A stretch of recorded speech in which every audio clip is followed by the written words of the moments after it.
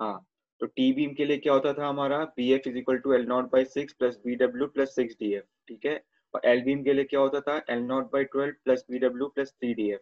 Six D F का three, L not by six का L not by twelve. ठीक है, बी डब्ल्यू वैसे का वैसे ही आ जाता है एल बीम में। ठीक है, ये कब होता था, जब हमारा टी बीम और एल बीम एक कंटिन्यूअस स्लैब का, मतलब जो स्लैब बीम के ऊपर एंड नहीं हो रहा है, तो उस कंटिन्यूअस स्लैब का पार्ट फॉर्म करता था। ये टी बीम है जो बीच में आता था, है ना, और जो एंड में आता था उसको क्या बोलते थे, एल बीम, है कि नहीं। B W, D F, B F, ये सब पता है आपको। ठीक है, बी एफ का फॉर्मूला भी मैंने बताया था आपको। ठीक है, टी बीम का ये है, एल बीम का ये है। ठीक है, और ये आपके आई एस कोड में भी पेज नंबर 37 में है। ठीक है, आईएस कोड में आप पेंसिल से मार्क करते जाइएगा जो भी इंपॉर्टेंट पॉइंट्स हैं, ठीक है ना। और एल नॉट क्या होता है, distance between the point of zero moment या फिर पॉइंट ऑफ कॉन्ट्राफ्लेक्शन। ठीक है, कॉन्ट्राफ्लेक्शन, पॉइंट ऑफ कॉन्ट्राफ्लेक्शन को ही बोलते हैं पॉइंट ऑफ जीरो मोमेंट। ठीक है, कंटिन्यूअस बीम के लिए एल नॉट क्या होता है, 0.7 टाइम्स इफेक्टिव स्पैन। अगर आपके क्वेश्चन में गिवन हो कि इफेक्टिव स्पैन आपका 5 मीटर है और आपको बीएफ निकालना है, तो सबसे, और वो कंटिन्यूअस बीम है, अगर गिवन है कि कंटिन्यूअस बीम है, तो सबसे पहले क्या करोगे आप, सबसे पहले एल नॉट निकालोगे, इज इक्वल टू 0.7 into 5। ठीक है, ठीक है, उसके बाद एल नॉट को आप यूज करोगे इसमें। ठीक है,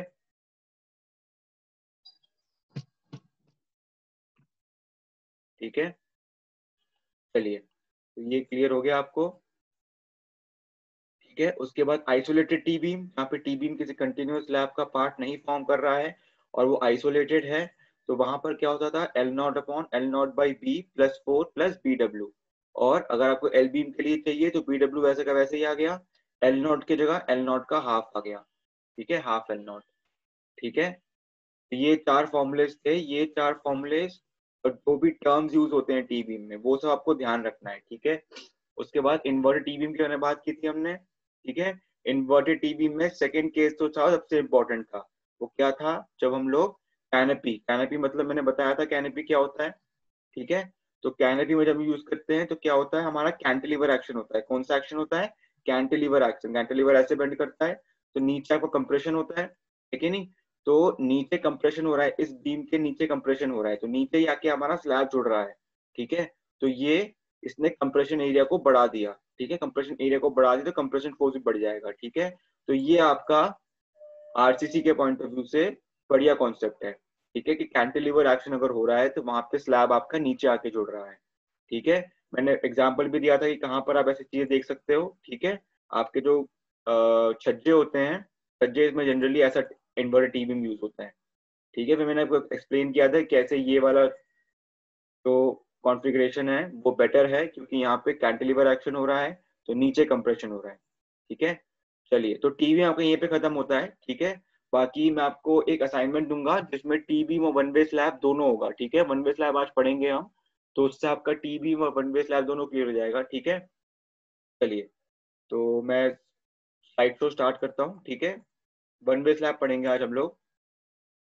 ठीक है, तो वन वे स्लैब में ज्यादा डिफरेंस नहीं है, वन वे स्लैब आपका एक बीम की तरह होता है, पर इस वन वे स्लैब में ये ध्यान रखना, जो विड्थ होती है वो हमेशा 1000 mm होती है। कितनी होती है, 1000 mm। ठीक है, और भी कुछ डिफरेंसेस हैं, मतलब एरिया ऑफ स्टील देने में, और भी कुछ क्लॉजेस हैं आईएस कोड के, वो सब आज हम पढ़ेंगे। ठीक है, चलिए आगे बढ़ते हैं। ठीक है, हाँ वो मैंने कहा था, बट आपके सिलेबस में चेक कीजिए राहुल, सिलेबस में आपके न्यूमेरिकल एनालिसिस नहीं है। ठीक है ना, आपके सिलेबस में एनालिसिस और न्यूमेरिकल्स नहीं है। ठीक है ना, चलिए आगे बढ़ते हैं। चलिए, introduction. Slab is a two dimensional, ठीक है, टू डायमेंशनल मतलब इसके दो स्पैन होते हैं, एक होता है आपका एल वाई। ठीक है, जैसे हम लोगों ने बीम में तो सिर्फ एक ही स्पैन पढ़ा था, एल, है ना, इसी का इफेक्टिव और क्लियर स्पैन देखते थे।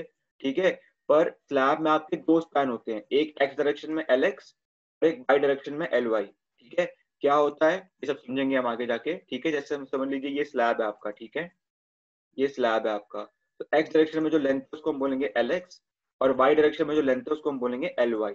ठीक है, आपका ये हम इस पूरे को डिजाइन करते हैं, इस पूरे को हम डिजाइन करते हैं, ठीक है। तो इसका 1 मीटर का विड्थ लेते हैं हम, 1 मीटर का विड्थ, ठीक है। B is equal to 1 metre या 1000 mm, और इस 1 मीटर को हम डिजाइन करते हैं और इसको फिर इस तरफ और इस तरफ रिपीट कर देते हैं, समझ गए। पूरे स्लैब में रिपीट कर देते हैं इसी 1 मीटर के डिजाइन को, ठीक है। बाकी फॉर्मूला सारे सेम ही है, तो आपको ज्यादा दिक्कत आएगी नहीं इसमें। चलिए, स्लैब है 2 dimensional, used in all type of structure such as floors and roof covering, ठीक है। आपके टेरेस में भी स्लैब है, आप जिस पे बैठे हो वो फ्लोर भी एक स्लैब ही है, ठीक है। वो स्लैब आपका बीम के ऊपर सपोर्ट होता है, ठीक है। बीम का डिजाइन पढ़ा था हमने, अब स्लैब का डिजाइन पढ़ रहे हैं हम, ठीक है। चलिए, The thickness of slab is very small as compared to its length and width, ठीक है। थिकनेस मतलब इफेक्टिव डेप्थ या ओवरऑल डेप्थ, जो भी आप उसको मानो, ठीक है, वो काफी छोटा होता है आपके लेंथ और विड्थ के कंपैरिजन में, ठीक है।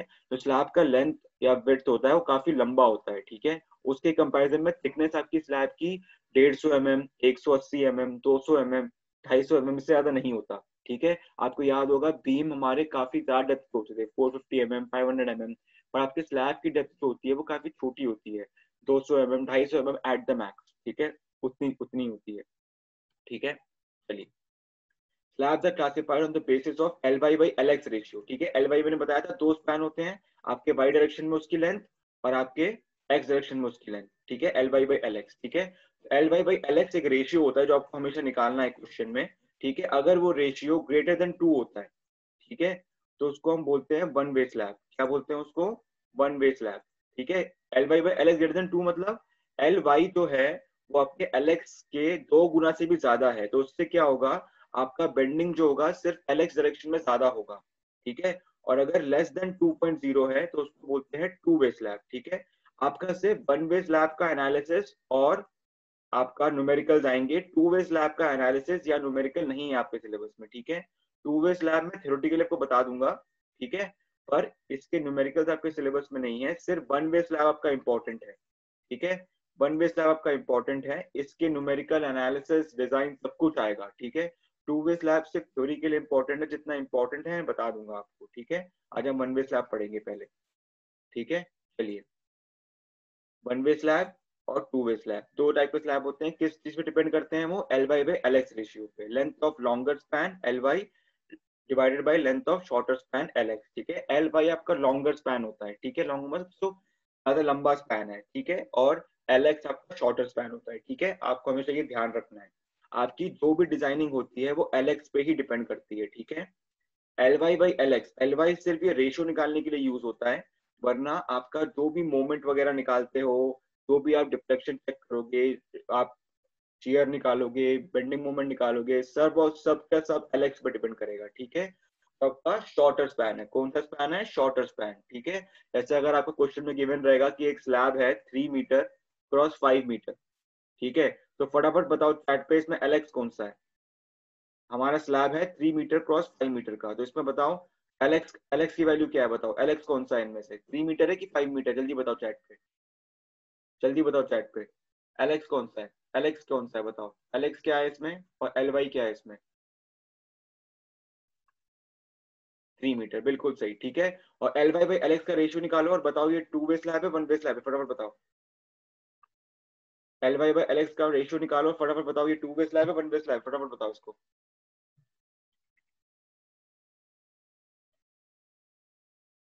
1.67 है, 2 से कम है ना, लेस देन 2, तो ये टू वे स्लैब है, ठीक है ना, ठीक है, टू वे है, ठीक है, टू वे है, ठीक है।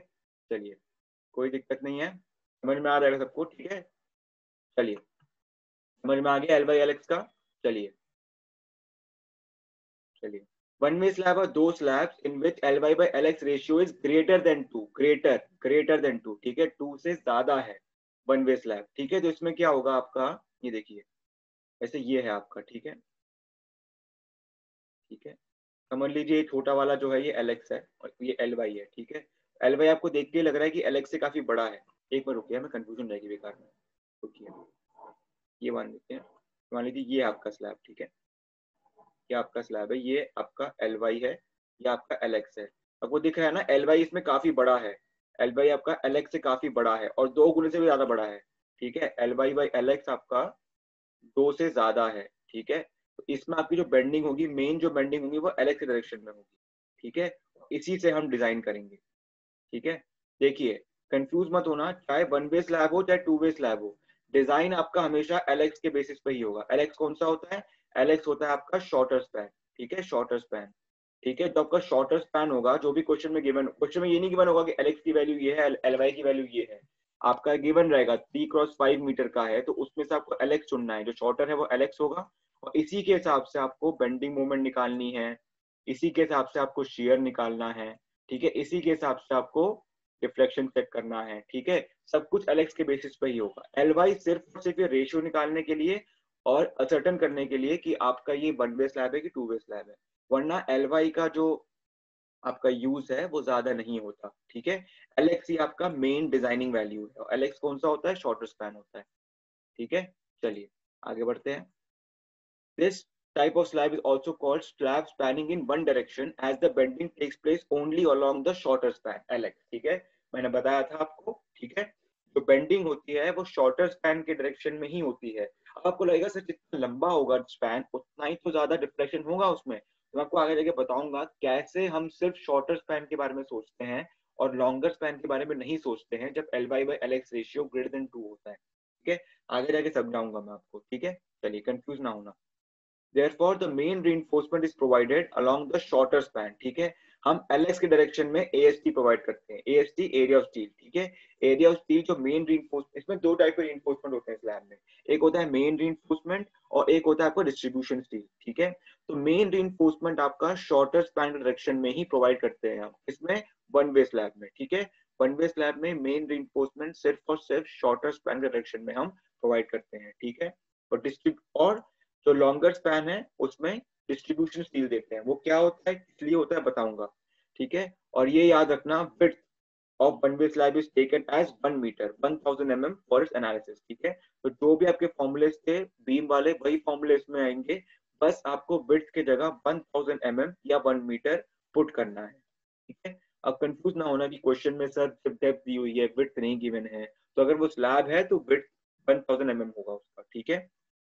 चलिए अब इसके बाद टू वे स्लैब देखते हैं। The slab which is supported on all the four edges and having L/L ratio less than 2, ठीक है।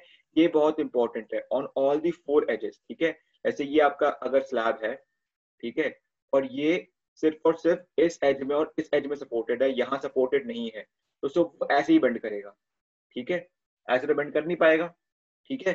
तो सिर्फ वो इस डायरेक्शन में बेंड करेगा। तो अगर उसको टू वे स्लैब बनाना है तो उसको यहाँ पर भी बेंड, यहाँ पर भी सपोर्ट चाहिए, यहाँ पर भी सपोर्ट चाहिए और यहाँ पर भी सपोर्ट चाहिए, ठीक है।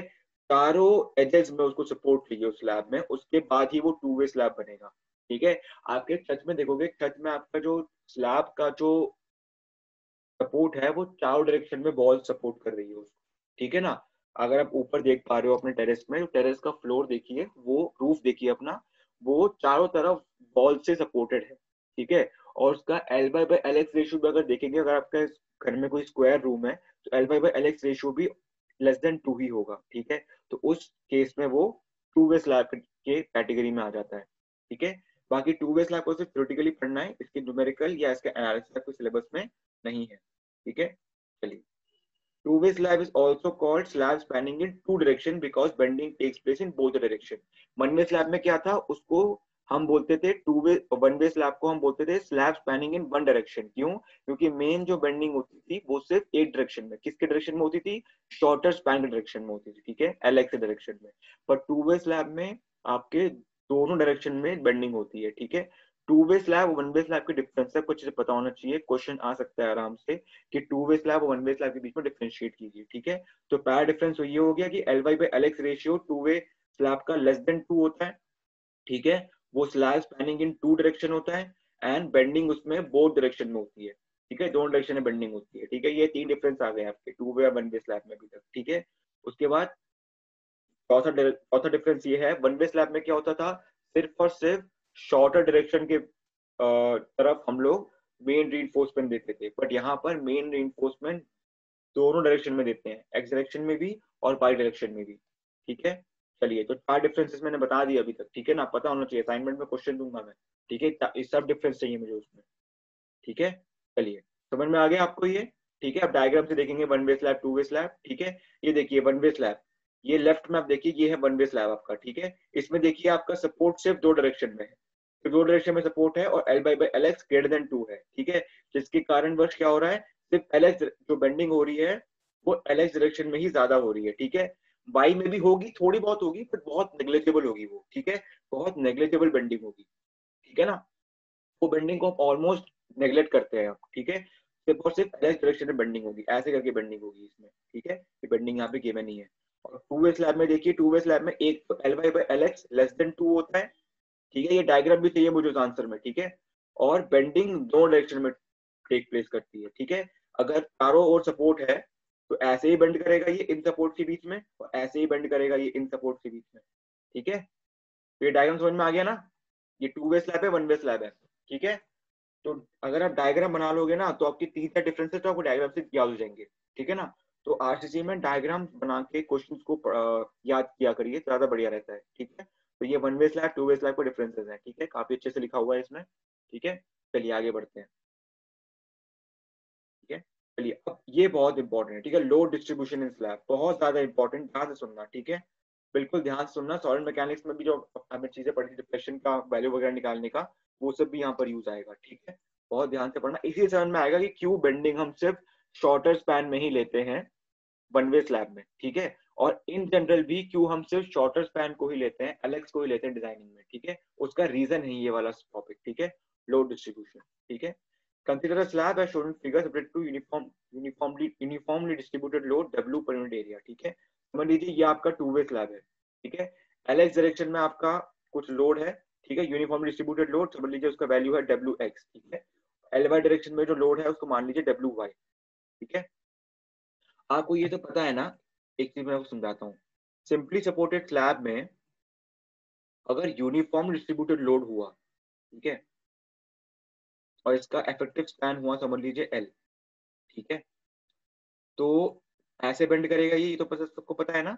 बेंडिंग मोमेंट ऐसा होता है, ठीक है। जब बेंडिंग मोमेंट हटा देता हूँ कंफ्यूज हो गए, ठीक है। उसका बेंडिंग डायग्राम ऐसा होता है, सबको पता है ना। ऐसे ये बेंडिंग डायग्राम है, ठीक है। ऐसे बेंड होगा, ठीक है। और मैक्सिमम डिफ्लेक्शन कहाँ पर होगा, मिडिल में, है ना। यही होगा सिग्मा मैक्स, मैक्सिमम डिफ्लेक्शन, है ना। और इसकी वैल्यू क्या होती है, किसी को याद है। इसकी वैल्यू मैं लिख रहा हूँ, ठीक है। इसकी वैल्यू ये होती है 5/384 इंटू, मान लीजिए W per unit area, W per unit metre, ठीक है। ये यूडीएल है आपका, W इंटू एल की पावर 4/EI। ये आपका डिफ्लेक्शन होता है मिड में। मैक्सिमम डिफ्लेक्शन कब, जब सिंपली सपोर्ट, कब कब होता है, एक तो सिंपली सपोर्टेड होगा, ठीक है। और उसमें यूडीएल होगा W पर यूनिट मीटर का, ठीक है, यूडीएल, ठीक है। तो ये आपका डिफ्लेक्शन होता है। पढ़ा हुआ लग रहा है ये वाला फॉर्मूला। अगर नहीं लग रहा तो ये इसको याद कीजिए, ठीक है। सिंपली सपोर्टेड में जब यूडीएल होता है पूरे स्पैन में और उसका इफेक्टिव लेंथ एल होता है, तो उसका जो मैक्सिमम डिफ्लेक्शन होता है वो आपका मिडल में होता है। और वो कितना होता है 5/384 इंटू WL की पावर 4/EI, ठीक है। ठीक है, पढ़ा है ना, बिल्कुल बढ़िया। थैंक यू राहुल बताने के लिए, ठीक है। अब देखो, ये ऐसे बेंड होगा एलेक्स वाला, ये ऐसे बेंड होगा, ठीक है। बट इन दोनों का कॉमन पॉइंट दिख रहा है आपको, पी। ये कॉमन पॉइंट दिख रहा है, दिख रहा है ना। ये वाला पी जो है वो इसमें भी बेंड हो रहा है, ऐसे भी बेंड हो रहा है, और ऐसे भी बेंड हो रहा है। तो कैसे भी बेंड हो, अगर वो दो डायरेक्शन से बेंड हो रहा है उसका हाइट तो सेम ही रहेगा ना वहां पे। ऐसा तो होगा नहीं कि वाई डायरेक्शन के लिए वो ज्यादा नीचे है और एक्स डायरेक्शन के लिए थोड़ा ऊपर है। पॉइंट तो सेम ही है ना। समझे कि नहीं समझे मेरी बात। पॉइंट तो सेम ही है ना वो।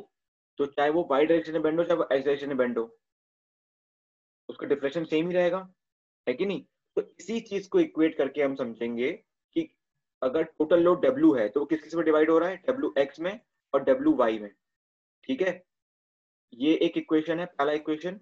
और दूसरा इक्वेशन इससे बनेगा कि आपका जो वाई डायरेक्शन में जो बेंडिंग है और एक्स डायरेक्शन में जो बेंडिंग है, दोनों की वजह से डिफ्लेक्शन होगा किस पे, P पॉइंट पे, जो उनका कॉमन पॉइंट है, तो सेम होगा।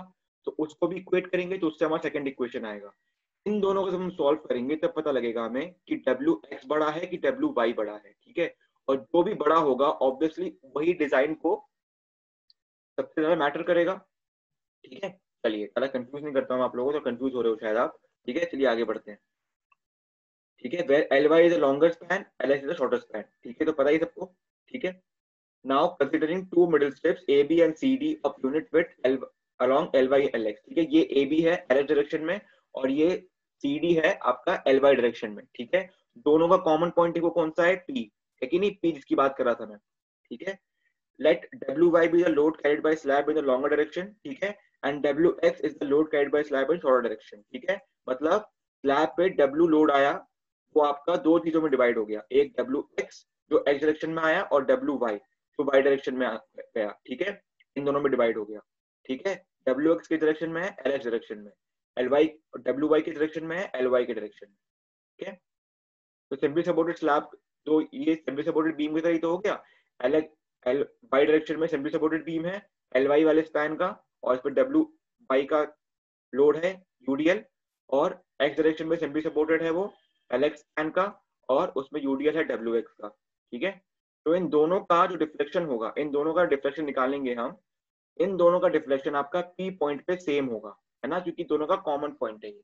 ठीक है, तो उसी को हम इक्वेट करेंगे अभी। ठीक है, चलिए आगे बढ़ते हैं। Therefore, W is equal W Y by W X, मैंने कहा था टोटल लोड है वो W है, तो वो डब्ल्यू वाई और डब्ल्यू एक्स के सम के बराबर होगा। ठीक है, इसको मान लेंगे इक्वेशन ए। ठीक है, चलिए इसको मान लेंगे इक्वेशन ए। ठीक है, अच्छा ओके, ओके ठीक है। लाउडली तो कितना स्पीक करूं मैं, लाउडली स्पीक तो कर ही रहा हूँ। एक मिनट रुकिए, आपको कुछ प्रॉब्लम आ रही है माइक में, एक मिनट।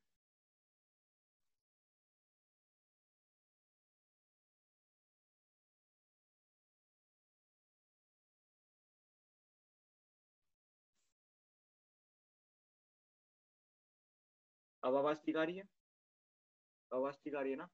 थोड़ा सा आरिफ अपना साउंड बढ़ा लेना यार, क्योंकि बोल तो रही हूँ मैं जोर से। ठीक है, चलिए आगे बढ़ते हैं। ठीक है, ठीक है, चलिए तो शुरू करते हैं। पहली वाली मैंने कुछ चेंज तो किया नहीं है। किसी और को लो वॉइस लग रही है क्या, बताओ।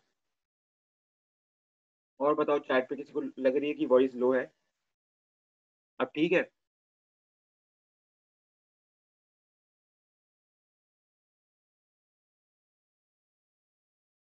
लो है वॉइस।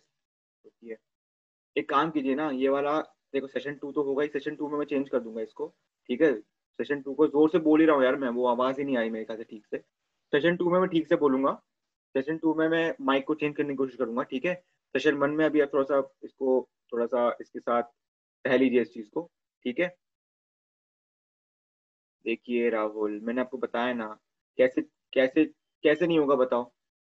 आपका दो दो बीम है, दो बीम है, उनका एक कॉमन पॉइंट है। ठीक है, ऐसा तो होगा नहीं ना कि एक बीम इतना चला जाएगा और एक बीम इतना इतना ही थोड़ा सा ही बेंड होगा। उन बीम को एक साथ रहना है, उन बीम को एक साथ रहना है, क्योंकि स्लैब थोड़ी टूट जाएगा बीच से, स्लैब टूटेगा तो नहीं ना बीच से। यहाँ से आपका डिफ्लेक्ट करेगा, यहाँ से आपको डिफ्लेक्ट करेगा, है ना। अब स्लैब थोड़ी टूट जाएगा बीच से, है कि नहीं, उसको रहना तो सेम पड़ेगा ना। ठीक है, चलिए आगे बढ़ते हैं। ठीक है, तो इक्वेशन ए है हमारा W is equal W X plus W Y. ठीक है,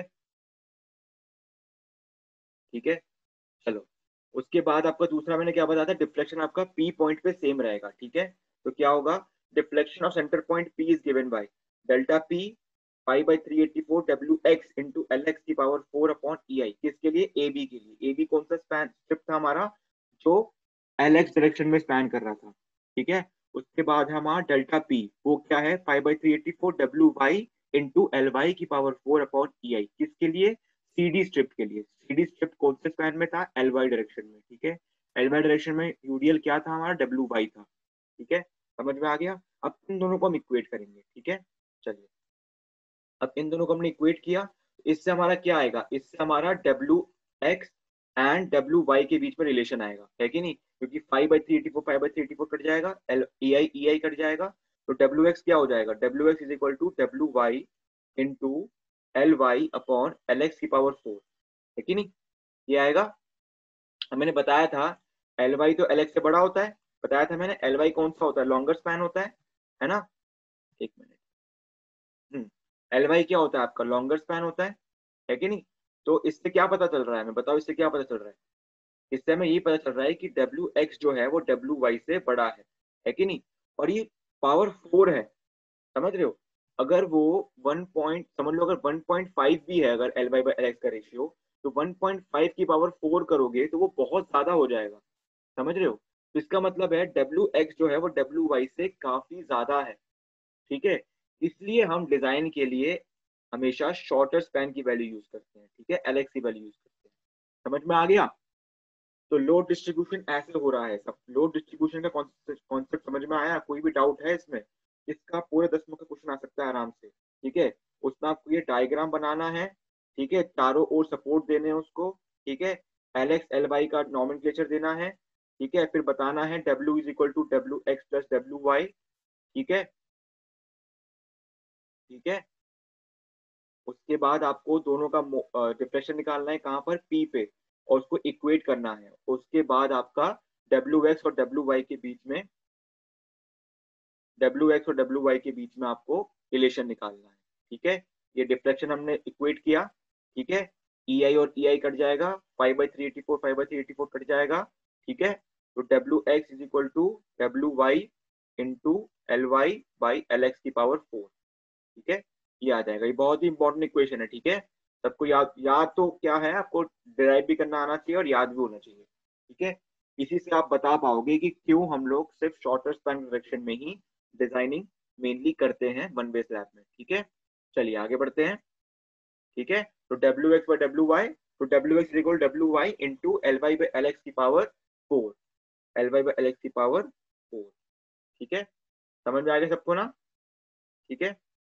डेरिवेशन में क्या है मोहम्मद अफ्ताब, आपको एक फॉर्मूला याद रखना है बस, 5/384 डब्ल्यू एल की पावर 4 अपॉन ई आई, ठीक है।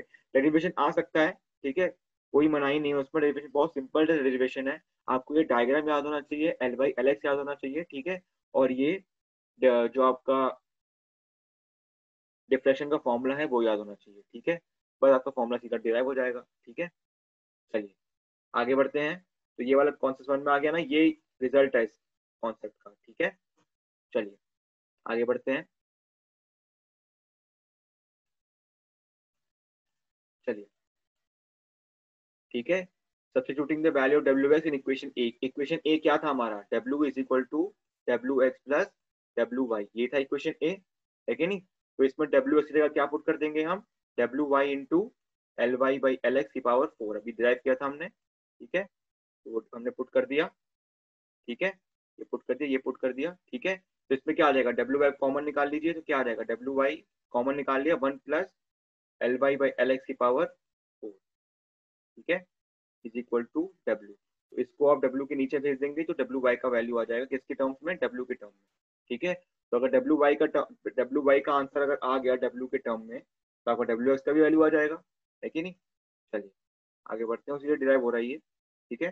तो W Y is equal to W upon 1 plus L Y by L X की पावर 4, और डब्ल्यू वाई की जगह आप डब्ल्यू एक्स की वैल्यू पुट कर दीजिए, तो डब्ल्यू एक्स की वैल्यू आपकी ये आ जाएगी, ठीक है। तो आपको दिख ही रहा है, आपको दिख ही रहा है, ये एक फैक्टर है, पर ये फैक्टर नहीं है, ये एक फैक्टर है, ये फैक्टर है, और डब्ल्यू एक्स और डब्ल्यू वाई के बीच में डिफ्रेंशिएट कर रहा है, ठीक है।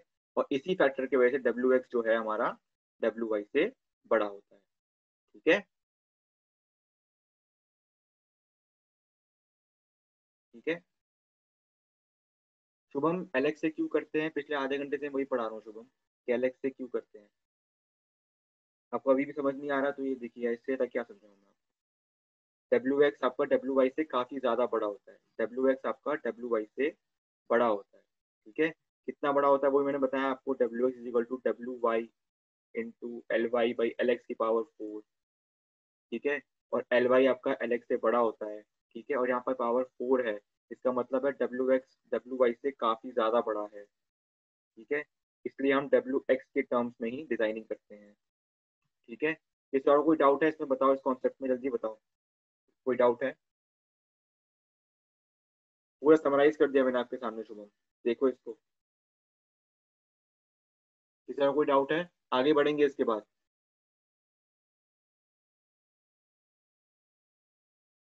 चलिए एक से आ गया मेरे को, मैं चलता हूँ आगे अब, ठीक है। चलिए, ठीक है। अब देखिए हम क्या करेंगे, ये अब हमारे वैल्यूज आ गए। अब हम क्या करेंगे, L Y by L X की वैल्यूज पुट करेंगे, ठीक है। L Y by L X की वैल्यूज, कुछ वैल्यूज होंगी 2 से ज्यादा और कुछ वैल्यूज होंगी 2 से कम, ठीक है। उससे हमें ये पता लगेगा कब हमारा डब्ल्यू एक्स कितना बड़ा होता है डब्ल्यू डब्ल्यू वाई से, ठीक है, वो हमें पता लगेगा, ठीक है। चलिए ठीक है, अगर L Y by L X 2 है, ठीक है, 2 मतलब जस्ट वो वैल्यू जिसके ऊपर अगर हो तो वो 2 वे 1 वे बन जाएगा, नीचे हो तो 2 वे बन जाएगा, ठीक है। तो डब्ल्यू वाई देखो कितना है, डब्ल्यू क्या है, डब्ल्यू क्या था हमारा टोटल लोड, टोटल लोड का सिर्फ 5% है, देखो 0.05 डब्ल्यू है डब्ल्यू वाई, और डब्ल्यू एक्स है 0.95 डब्ल्यू, दिख रहा है। तो जब L Y by L X 2 होता है तो W X almost 95% of W होता है। डब्ल्यू क्या है, टोटल लोड है हमारा, ठीक है। तो टोटल लोड का ऑलमोस्ट 95% होता है हमारा डब्ल्यू एक्स, ठीक है, ठीक है। और वन वे कब होता है, जब L Y by L X greater than 2 होता है। तो अगर ग्रेटर देन 2 है तो मतलब डब्ल्यू एक्स और भी ज्यादा बड़ा हो जाएगा डब्ल्यू वाई से, इसलिए हम वन वे स्लैब में सिर्फ डब्ल्यू एक्स डायरेक्शन में मेन रिइंफोर्समेंट देते हैं, ठीक है। ये वाला केस समझ में आ गया। बिल्कुल यार, अब टू क्यों नहीं आ सकता, बिल्कुल जा सकता है, मैंने बताया आपको। 2 से अब जाएगा तो वन वे स्लैब बनता है, वो तो 2 से अब जाएगा ही, ठीक है। चलिए, समझ में आया आपको, ठीक है। चलिए, और अगर L Y by L X equal to 1.5 होता है, 1.5 मतलब L Y by L X क्या है इसमें, L Y by L X आपका लेस देन 2 है, अगर 1.5 हुआ है कि नहीं, अगर लेस देन 2 है तो क्या होगा, 2 वे स्लैब होगा। और 2 वे स्लैब मैंने बताया था आपको, बेंडिंग आपको दो डायरेक्शन में होती है। तो उसमें क्या होता है, ए एस टी हम एक्स में भी देते हैं, एक्स डायरेक्शन में भी देते हैं, वाई डायरेक्शन में भी देते हैं, ठीक है। ऐसे आपका न्यूमेरिकल्स नहीं आएंगे इसके, पर आपको पता होना चाहिए 2 वे स्लैब में क्या होता है, ठीक है। 2 वे स्लैब में एक तो L Y by L X ratio less than 2 होता है। तो अगर लेस देन 2 हुआ, 1.5 हुआ, तो देखो डब्ल्यू वाई कितना होगा, डब्ल्यू वाई 0.16 होगा। पहले 0.05 था तो हमारा L Y by L X 2 था, पर जैसे ही 2 से कम हुआ तो देखो 0.05 से 0.16 हो गया। देख रहे हो, हमारा डब्ल्यू वाई बढ़ रहा है, बढ़ रहा है, भले ही डब्ल्यू एक्स से छोटा ही है वो, डब्ल्यू एक्स से काफी छोटा है अभी भी, पर डब्ल्यू बाई फिर भी बढ़ रहा है, ठीक है। तो इसका मतलब क्या है, इसलिए 2 वे स्लैब में हम मेन रीइंफोर्समेंट दोनों डायरेक्शन में देते हैं, ठीक है। पर वन वे स्लैब में आपको आपको दिख ही रहा है बहुत सारा डिफरेंस है इसमें, इसलिए वन वे स्लैब में हम सिर्फ एक डायरेक्शन में देते हैं, ठीक है। बिल्कुल यार, दोनों के लिए आ रही है, और दोनों दोनों के लिए है, ठीक है। चलिए, ठीक है। उसके बाद देखिए, अगर और कम करते हैं हम L Y by L X को, तो देखिए जब L Y by L X, हाँ, जब L Y by L X हमारा 1.0 होता है, तो देखिए अगर 1.0 हुआ और भी कम कर दिया हमने L Y by L X को, ठीक है, तो देखिए कितना हो गया, ऑलमोस्ट 50-50% डिस्ट्रीब्यूशन हो गया दोनों में, देख रहे हो, ठीक है। समझ रहे हो ना, इसलिए हम फिर वन वे स्लैब में, 2 वे स्लैब में एरिया ऑफ स्टील जो होता है, हम एल एक्स में भी देते हैं, एल वाई में भी देते हैं, ठीक है, किसमें, 2 वे स्लैब में, ठीक है। पर वन वे स्लैब में हम लोग सिर्फ एल एक्स डायरेक्शन में देते हैं, क्योंकि मैंने दिखाया दिखाया था आपको, डब्ल्यू एक्स डब्ल्यू वाई से काफी ज्यादा बड़ा हो जाता है, ठीक है। तो चलिए इन्फ्लुएंस पढ़ लेते हैं। If Ly by Lx is greater than or equal to 2, the load carried by shorter span मतलब Lx, ठीक है, shorter span मतलब Lx, और load carried by shorter span मतलब Wx is 95% and the load carried by longer span मतलब Ly is only 5%, ठीक है। So such a slab is designed as slab supported on two edges with bending in one direction only, ठीक है, कौन सी direction में, shorter span direction में, ठीक है, ठीक है, पहला वाला पढ़ लिया था हमने, ठीक है। उसके बाद है, if ratio is less than 2, the load is share by both the span and such a slab is designed as 2 way slab having bending in both directions, ठीक है। मैंने बताया था जैसे जैसे जैसे जैसे आपका L Y by L X 2 से कम होने लगता है, डब्ल्यू वाई की वैल्यू बढ़ने लगती है, ठीक है। तो इसलिए बेंडिंग फिर हमारा लॉन्गर डायरेक्शन में भी होने लग जाता है, ठीक है। One way slab is subjected to larger bending moment as the load is carried by one span only, ठीक है। ये बहुत इंपॉर्टेंट है, क्यों, क्योंकि देखो W is equal to W X plus W Y होगा, ठीक है। देखो लोड तो उतना ही है, अगर वो दोनों में डिस्ट्रीब्यूट हो गया तो एक डायरेक्शन में लोड कम आएगा, है ना, डब्ल्यू एक्स कम होता जाएगा, है कि नहीं। तो उसमें क्या होगा, बेंडिंग आपकी एक डायरेक्शन में, बेंडिंग आपकी सिर्फ एक डायरेक्शन में ही, दोनों डायरेक्शन में बढ़ जाएगी, ठीक है। तो उससे क्या होगा, आपका बेंडिंग एक डायरेक्शन में कम होगी। पर अगर एक ही स्पैन ले रहा होगा सारा का सारा लोड, तो उसी स्पैन में बहुत सारा बेंडिंग हो जाएगी, ठीक है, इसलिए बोल रहे हैं कि one way slab is subject to larger bending moment as a load carried by one span only, while two-way slab is subjected to smaller bending moment since load is distributed along both the directions. ठीक है, one way slab में सिर्फ एक ही span सारा का सारा bending moment और deflection ले रहा है, पर टू वे स्लैब में आपका एल वाई भी ले रहा है, एल एक्स भी ले रहा है। ठीक है, तो इसलिए बेंडिंग मोमेंट आपकी एक ही डायरेक्शन में कम हो जाती है, क्योंकि दोनों में बढ़ चुकी है वो। समझ गए? चलिए, यहाँ पे सेशन एंड कर रहा हूँ मैं, क्योंकि टाइम अप हो चुका है। ठीक है, नेक्स्ट सेशन में हम यहीं से कंटिन्यू करेंगे। ठीक है, चलिए शुभम, ये खुद सोचिए आप, सबने डाउट पूछा है ना, बहुत ऑब्वियस डाउट है, खुद सोचिए कौन ज्यादा इकोनॉमिकल होगा। ठीक है, चलिए मैं सेशन एंड करता हूँ, सेशन 2 का मैं लिंक भेज रहा हूँ। ठीक है, शुभम आप सोचिए उसमें। ठीक है, रिकॉर्डिंग स्टार्ट कर दिए। अब देखिए थर्ड पॉइंट पढ़ रहे थे हम। थर्ड पॉइंट ये था कि one way slab is subject to larger bending moment as the load is carried only by one span, while the two-way slab is subject to smaller bending moments since load is distributed along both the directions. ये वाला third point समझ में आया सबको? क्यों one way slab में bending moment ज्यादा होगा और क्यों टू वे स्लैब में बेंडिंग मोमेंट कम होगा? सबको समझ में आया ये वाला पॉइंट? समझ में आ गया नहीं वाला पॉइंट? कोई डाउट तो नहीं है? आ गया ना? अब ये बताओ, अगर अब मेरे को एक बच्चे ने क्वेश्चन पूछा था, मेरे को उसका नाम याद नहीं पिछले सेशन में, कि टू वे स्लैब ज्यादा इकोनॉमिकल होगा कि वन वे स्लैब ज्यादा इकोनॉमिकल होगा? अब मुझे बताओ कौन ज्यादा इकोनॉमिकल होगा, वन वे स्लैब कि टू वे स्लैब? बताओ, कोई ऐसा ही तुक्का ही लगा दो, समझा दूंगा आपको। ठीक है, टू वे बिल्कुल सही यार राहुल। ठीक है, कैसे? अब देखो क्या हो रहा है, वन वे स्लैब में आपका क्या है, वन वे स्लैब में एल वाई भी है, एल एक्स भी है। ठीक है, पर एल वन वे में L Y by L X आपका ग्रेटर देन टू है। ठीक है, जिसके कारण क्या हो रहा है, आपका एल वाई में जो डब्ल्यू वाई आ रहा है वो काफी छोटा आ रहा है। ठीक है, वो डब्ल्यू एक्स से काफी छोटा आ रहा है, जिसकी वजह से क्या हो रहा है, आपका एल वाई डायरेक्शन में बेंडिंग नहीं हो रही है। सारा का सारा लोड आपका डब्ल्यू एक्स में चला जा रहा है, 95% से भी ज्यादा। ठीक है, देखा था हमने 95% से भी ज्यादा आपका लोड जो है डब्ल्यू एक्स में चला जा रहा है कि नहीं? उसकी वजह से क्या हो रहा है, आपका ज्यादा बेंडिंग कहाँ हो रही है, डब्ल्यू एक्स की डायरेक्शन में हो रही है। तो एक्स डायरेक्शन सारा का सारा ले रहा है, बट एल जो वाई डायरेक्शन में आपने एल वाई दे रखा है वो बेंड ही नहीं कर रहा है, वो बेंड ही नहीं कर रहा है ना, तो उसका यूज ही नहीं हो रहा है। कंक्रीट हम किस लिए डाल रहे हैं, बीम या स्लैब किस लिए डाल रहे हैं, कि बेंडिंग हो, ताकि वो लोड ले। पर एल वाई डायरेक्शन का वाला स्पैन तो लोड ले ही नहीं रहा है, तो उससे क्या हो रहा है, आपका एल वाई डायरेक्शन में जो कंक्रीट दिया आपने, जो स्पैन दिया है, वो वेस्ट जा रहा है क्योंकि बेंडिंग हो नहीं रही है। और एल एक्स डायरेक्शन वाला जो स्पैन है वो छोटा है, वो सारा का सारा लोड ले रहा है, वो सबके सब बेंडिंग कर रहा है, इसलिए बेंडिंग मोमेंट भी ज्यादा है उसमें, है ना? तो इसलिए वन वे स्लैब जो है आपका टू वे स्लैब से कम इकोनॉमिकल होता है, क्योंकि वन वे स्लैब में आपका एल वाई जो है वो वेस्ट जा रहा है।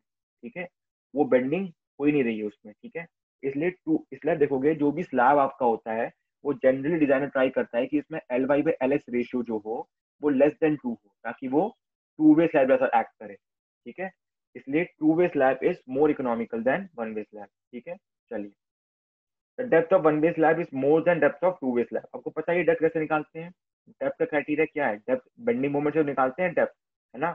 बेंडिंग मोमेंट निकालते हैं, फिर हम डी निकालते हैं, है कि नहीं? तो ऑब्वियस सी बात है, वन वे स्लैब का डेप्थ जो होगा वो ज्यादा होगा टू वे स्लैब से, है कि नहीं? समझ गए? तो चूंकि बेंडिंग मोमेंट आपका वन वे का ग्रेटर देन टू वे होता है, इसलिए डेप्थ भी आपका वन वे का टू वे से ज्यादा होगा। ठीक है, तो एक तो एल वाई यूज भी नहीं हुआ, ऊपर से डी भी ज्यादा यूज, डी भी हमें इफेक्टिव डेप्थ याद देना पड़ा उसमें। ठीक है, तो इसलिए वो कम इकोनॉमिकल होता है एज कंपेयर टू, कम इकोनॉमिकल होता है एज कंपेयर टू आपका टू वे स्लैब। ठीक है, एक मिनट। ठीक है, चलिए, सबको दिख रहा है ना ये स्लाइड शो? चलिए आगे बढ़ते हैं। ठीक है, तो ये लोड डिस्ट्रीब्यूशन समझ गए आप लोग? लोड डिस्ट्रीब्यूशन समझ के डब्ल्यू वाई से ज्यादा क्यू होता है। ठीक है, और क्यू वन स्लैब में हम सिर्फ और सिर्फ एल एक्स के डायरेक्शन में मेन रिइंफोर्समेंट देते हैं। ठीक है, और क्यों वन वे स्लैब आपका टू वे स्लैब के कंपैरिजन में कम इकोनॉमिकल होता है। ठीक है, पर फिर से याद दिला रहा हूँ, आपका सिर्फ और सिर्फ वन वे स्लैब का एनालिसिस और न्यूमेरिकल के सिलेबस में है, टू वे स्लैब का एनालिसिस या न्यूमेरिकल के सिलेबस में नहीं है, उसका सिर्फ थ्योरी आपके सिलेबस में है। ठीक है, वो पढ़ा दूंगा मैं आपको, बट अभी हम टू वे स्लैब का एनालिसिस और न्यूमेरिकल करेंगे। ठीक है, चलिए आगे बढ़ते हैं। डिफरेंस बिटवीन पॉइंट्स देखिए, वन वे में L Y by L X greater than 2 होता है, ठीक है, टू वे में लेस देन 2 होता है, बेंडिंग टू वे में बोथ डायरेक्शन में होती है, वन वे में सिर्फ एक डायरेक्शन में होती है, डेप्थ रिक्वायर्ड मैंने बताया था वन वे ज्यादा होता है, डेप्थ रिक्वायर्ड टू वे कम होता है, ठीक है, मेन स्टील सिर्फ और सिर्फ शॉर्टेस्ट पेनिट्रेशन मतलब एल एक्स में देते हैं, और मेन स्टील टू वे में बोथ द स्पैन दोनों डायरेक्शन में एल वाई में भी देते हैं, एल एक्स में भी देते हैं, ठीक है। Less economical as thickness is more and amount of steel is also more, है कि नहीं, थिकनेस ज्यादा होगा क्योंकि बेंडिंग मोमेंट ज्यादा है, और बेंडिंग मोमेंट ज्यादा है तो एरिया भी ज्यादा लगेगा, ठीक है। More economical as thickness of slab is less, है ना, क्योंकि मैक्सिमम बेंडिंग मोमेंट कम है, दोनों स्पैन में बढ़ गया वो, ठीक है, and the amount of steel required is also less, ठीक है। ये डिफरेंसेस को याद होने चाहिए, ठीक है, क्वेश्चन आएगा, ये पांचों के पांचों पॉइंट चाहिए मुझे उसमें, ठीक है। चलिए आगे बढ़ते हैं, ठीक है। अभी कुछ रिकमेंडेशंस हैं, इन्हीं के बेसिस पे आपका डिजाइनिंग होगा, ठीक है। रिकमेंडेशन है कि कितना रीइंफोर्समेंट होना चाहिए, कितना स्पेसिंग होना चाहिए उनके बीच में, ठीक है, उसके हिसाब से डिफ्लेक्शन क्राइटेरिया भी है इसमें, ठीक है। डिफ्लेक्शन क्राइटेरिया को याद होगा, 7 था, एल बाई डी रेशियो मैंने बताया था, नॉट ग्रेटर देन 7 आपका कैंटिलीवर के लिए, नॉट ग्रेटर देन 20 आपका सिंपली सपोर्ट के लिए, और नॉट ग्रेटर देन 26 इसलिए आपका कंटिन्यूस के लिए, ठीक है। वन वे स्लैब में आपका यही वैल्यूज यूज होंगे, ठीक है, वन वे स्लैब में आपका यही वैल्यूज यूज होंगे, टू वे स्लैब में ये वैल्यूज अलग है, वो क्या है बता दूंगा मैं आपको, ठीक है। बाकी उसका यूज तो है नहीं क्योंकि न्यूमेरिकल आपके उसमें आएंगे नहीं, बट आपको पता होना चाहिए वो वैल्यूज, क्योंकि वो वैल्यूज पूछ सकते हैं क्वेश्चन में, ठीक है। चलिए आगे बढ़ते हैं, ठीक है। सबसे पहले इफेक्टिव स्पैन में बताया था, इफेक्टिव स्पैन क्या होता है, L effective is equal to L nought plus D या एल नॉट प्लस डब्ल्यू, ठीक है। इसमें भी जो भी स्मॉलर होता है, जो भी स्मॉलर होता है वो क्या बन जाता है, एल इफेक्टिव, ठीक है। डी क्या होता था, इफेक्टिव होता था हमारा, है कि नहीं, और डब्ल्यू क्या होता था हमारा, विड्थ ऑफ सपोर्ट, है कि नहीं, विड्थ ऑफ सपोर्ट, ठीक है। तो यही सेम चीज यहाँ पर भी रिपीट होगी, ठीक है, वही सेम चीज लिखी हुई आएगी आपके सामने अभी, ठीक है।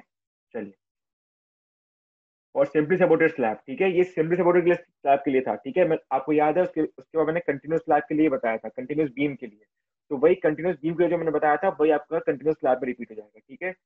जो सिंपली सपोर्टेड बीम के लिए मैंने बताया था एल नॉट प्लस डी या एल नॉट प्लस डब्ल्यू, वही सेम चीज सिंपली सपोर्टेड स्लैब के लिए रिपीट हो जाएगा, ठीक है।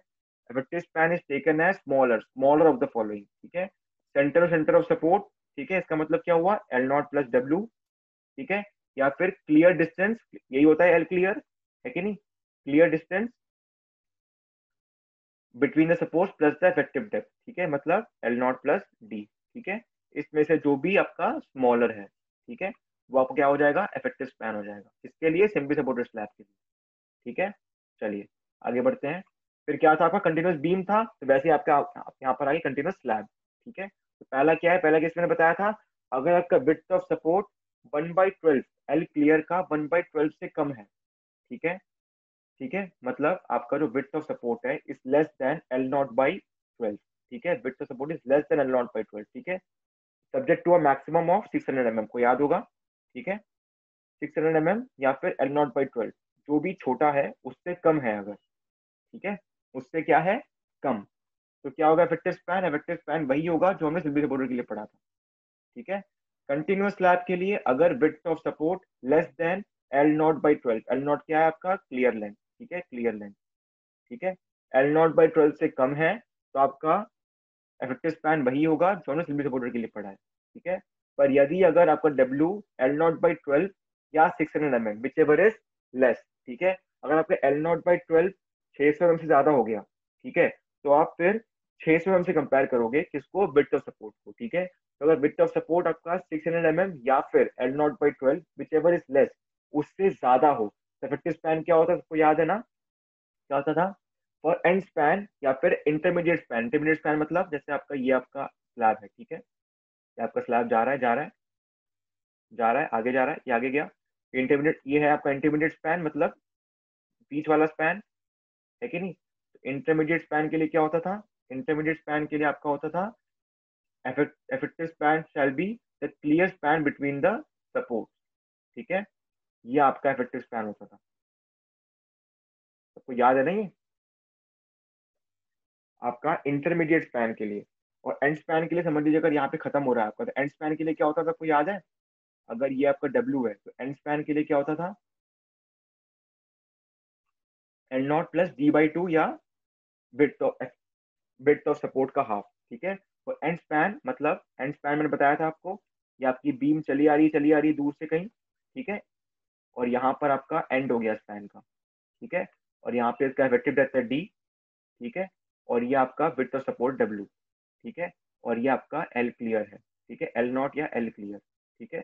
तो क्या होगा, एल नॉट प्लस D/2 या L nought plus W/2, which ever is smaller, ठीक है। इसके लिए कंटिन्यूस, सबसे पहले बात कंटिन्यूस स्लैब के लिए, और कहाँ पर, एंड स्पैन में, ठीक है, यहाँ पर सिर्फ ये एंड फ्री है आपका और ये एंड सपोर्टेड है, ठीक है।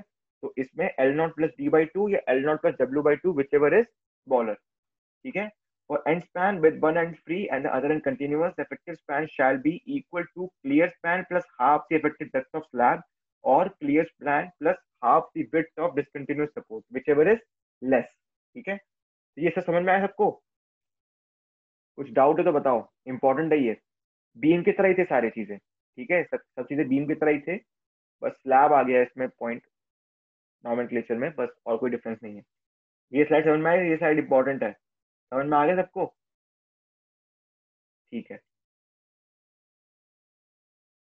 नहीं न्यूमेरिकल नहीं करेंगे यार टू वे स्लैब में, ठीक है। चलिए आगे बढ़ते हैं, इफेक्टिव स्पैन समझ में आ गया। चलिए उसके बाद डिफ्लेक्शन कंट्रोल, डिफ्लेक्शन कंट्रोल मैंने बताया था, डिफ्लेक्शन कंट्रोल किससे होता है, L/D रेशियो से, किससे होता है, L/D रेशियो से, ठीक है, बस वही यहाँ पे रिपीट हो जाएगा, ठीक है। For slab the vertical deflection limit are specified by maximum L/D ratio, ठीक है। इसमें आपको पता है तीन मॉडिफिकेशन फैक्टर होते थे, K1, K2 और K3। K1 किस लिए होता था आपका, अगर 10 बाई स्पैन, ये होता था आपका अगर स्पैन आपका 10 मीटर से ज्यादा है, और K2 किसकी वजह से होता था, आपका area of steel in tension की वजह से, ठीक है। और किससे निकालते थे हम, एफएस की वैल्यू से, एफएस क्या होता था, 0.58 into AST required upon AST provided, याद है सबको, ठीक है। FSC और परसेंटेज एरिया ऑफ स्टील, इसके हिसाब से हम निकालते थे K2, और K को पता ही है किसकी वजह से होता था आपका, कंप्रेशन रीइंफोर्समेंट की वजह से, ठीक है। तो वही सेम चीज, सेम रूल यहाँ पे फॉलो होंगे, ठीक है। वही ये तीन रूल्स और ये 7, 20 और 26 यहाँ फॉलो, किसके लिए फॉलो होंगे, वन वे स्लैब के लिए, किसके लिए, ये वन वे स्लैब के लिए, ठीक है। टू वे स्लैब के लिए ये वैल्यूज अलग होते हैं, आपको सिर्फ वैल्यूज याद रखने हैं, यूज कहीं पर नहीं आएंगे क्योंकि टू वे स्लैब को न्यूमेरिकल नहीं कर रहे हैं हम, ठीक है। वन वे स्लैब के लिए आपके ये वैल्यूज यूज होते हैं, ठीक है। कैंटिलीवर स्लैब हो, सिंपल सपोर्टेड स्लैब हो, कंटिन्यूअस स्लैब हो, उसके हिसाब से आपका इफेक्टिव स्पैन क्या है मैंने बता दिया था। उसके बाद रिफ्लेक्शन कंट्रोल, L/D रेशियो आपके 7, 20, 26 जो हमारे बीम में फॉलो होते थे, वही चीज यहाँ फॉलो होंगे, ठीक है। चलिए आगे बढ़ते हैं। For span greater than 10 metre the above value is multiplied by 10 by span, मैंने बताया था आपको, ये मैंने ये बता दिए हैं, ठीक है, ठीक है। और ये थर्ड पॉइंट इंपॉर्टेंट है, ठीक है, थर्ड पॉइंट, ये डी पॉइंट इंपॉर्टेंट है, अगर टू वे स्लैब है और अगर in case to way slab का आपको डिफ्लेक्शन कंट्रोल करना पड़े कभी, ठीक है, वैसे न्यूमेरिकल नहीं आना चाहिए, पर मैं बता रहा हूँ कि टू वे स्लैब में अगर डिफ्लेक्शन कंट्रोल करते हैं हम, तो जो L/D रेशियो होता है उसमें L जो होता है वो LX यूज करते हैं, मैंने बताया था आपको, चाहे वन वे स्लैब हो चाहे टू वे स्लैब हो, deflection control, maximum bending moment, shear, सब चीज के लिए हम LX यूज करते हैं, शॉर्टर स्पैन को यूज करते हैं, ठीक है।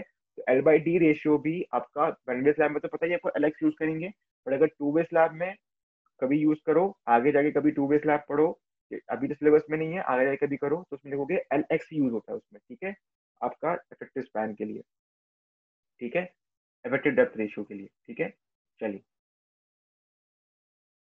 For to way slab of small span मतलब 3.5 मीटर तक विथ माइल्ड स्टील रिइंफोर्समेंट, ये सब आपको याद रखना है, ठीक है ना। आपको टू वे स्लैब का न्यूमेरिकल आ नहीं रहा है, बट टू वे स्लैब की थ्योरी यही है, ठीक है, ये सब आपको याद रखना है, ठीक है। तो ये 7, 20 एंड 26 ये किस लिए था, वन वे स्लैब के लिए, और टू वे स्लैब के लिए LX2 ओवरऑल डेप्थ रेशियो, ठीक है, ये इंपॉर्टेंट है। यहाँ पे ये क्या होता था, ये L/D रेशियो था, ठीक है। तो इसमें हमें गिवन नहीं है कि इफेक्टिव डेप्थ है कि ओवरऑल डेप्थ है, ठीक है, ये IS कोड ने हमें नहीं बताया है, ठीक है। तो ये आपके ऊपर आपको क्या मानो, ठीक है। जनरली ज्यादातर बुक्स इसको इफेक्टिव डेप्थ ही बोलते हैं, ठीक है, ज्यादातर बुक्स इसको इफेक्टिव डेप्थ ही बोलते हैं, ठीक है। यहाँ पर L बाई डी रेशियो है, ये जो डी है स्मॉल डी इफेक्टिव डेप्थ है, ठीक है। पर जो टू वे स्लैब के लिए जो रेशियोज है वो L बाई डी होता है, बड़ा डी, ठीक है। ये IS कोड में स्पेशली मेंशन्ड है कि वो ओवरऑल डेप्थ है, ठीक है। L शॉर्टर स्पैन मतलब LX बाई ओवरऑल डेप्थ, ठीक है। तो वन वे में क्या होता था, L बाई डी, जिसमें ये स्मॉल डी था, स्मॉल डी मतलब इफेक्टिव डेप्थ, ठीक है। वैसे IS कोड ने स्पेशली मेंशन नहीं किया है, बट जो कि ये स्मॉल डी है इसलिए हम इसको इफेक्टिव डेप्थ मानते हैं, ठीक है। पर जो आपका टू वे स्लैब के लिए जो रेशियोज ने दिए हैं वो L बाई बड़ा डी का दिया है, क्या दिया है, L बाई बड़ा डी, बड़ा डी मतलब ओवरऑल डेप्थ, ठीक है। कंफ्यूजन क्रिएट ना हो इसलिए बता रहा हूँ मैं आपको, ठीक है। चलिए इसका क्या क्या होता है, सिंपली सपोर्टेड, अगर simply supported to way slab हो तो LX बाई ओवरऑल डेप्थ आपका 35 से ज्यादा नहीं होना चाहिए, ठीक है। और कौन सा रीइंफोर्समेंट है, माइल्ड स्टील रीइंफोर्समेंट है, ठीक है। स्पैन आपका 3.5 मीटर से कम है, चाहे वो LX हो चाहे LX का स्पैन जो है वो LX is less than 3.5 metre, ठीक है। माइल्ड स्टील रीइंफोर्समेंट है, और जो लोड है, लोड मतलब डब्ल्यू आपका 3 kilo newton per metre square से कम है, ठीक है। For loading up to 3 kilo newton per metre square, ठीक है। तो ये तीन चीजें आपको याद होनी चाहिए, चार चीजें, एक तो टू वे स्लैब, 3.5 मीटर के स्पैन से कम, माइल्ड स्टील रीइंफोर्समेंट, लोडिंग आपका 3 किलो न्यूटन या 3000 न्यूटन पर मीटर स्क्वायर से कम, ठीक है। और LX बाई ओवरऑल डेप्थ, ठीक है, बड़ा डी, ठीक है। ठीक है, तो ये लाइन बहुत इंपॉर्टेंट है, ठीक है। टू वे स्लैब का न्यूमेरिकल नहीं आएगा, बट थ्योरी में ये सब आता है, ठीक है ना, ये सब पूछा जा सकता है, ठीक है। तो क्या क्या वैल्यूज है, 35 सिंपली सपोर्टेड के लिए, और कंटिन्यूस स्लैब के लिए 40। आप बोलोगे सर ये तो माइसिल रीइंफोर्समेंट के लिए है, HYSD हुआ तो क्या करेंगे, ठीक है। HYSD हुआ तो क्या करोगे आप, इन्हीं वैल्यूज को 0.8 से मल्टीप्लाई कर दोगे, किससे मल्टीप्लाई कर दोगे, 0.8 से मल्टीप्लाई कर दोगे, ठीक है। और वही वैल्यूज फिर to way slab with HYSD बार के लिए हो जाएगा, ठीक है, समझ गए। देखिए, फॉर हाई स्ट्रेंथ डिफॉर्म बार मतलब HYSD the values given above मतलब यही 35 एंड 40 की बात हो रही है, ठीक है। शुड बी मल्टीप्लाइड बाई 8.8, ठीक है।